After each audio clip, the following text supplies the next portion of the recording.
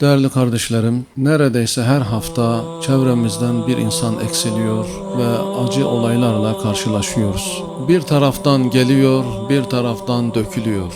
Adeta bir uçurum, insanlar kafileler halinde geliyorlar ve bir taraftan uçuruma düşüyorlar ve onların imtihanı bitiyor.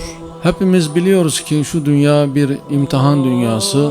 Biz de bu imtihan dünyasının talebeleriyiz.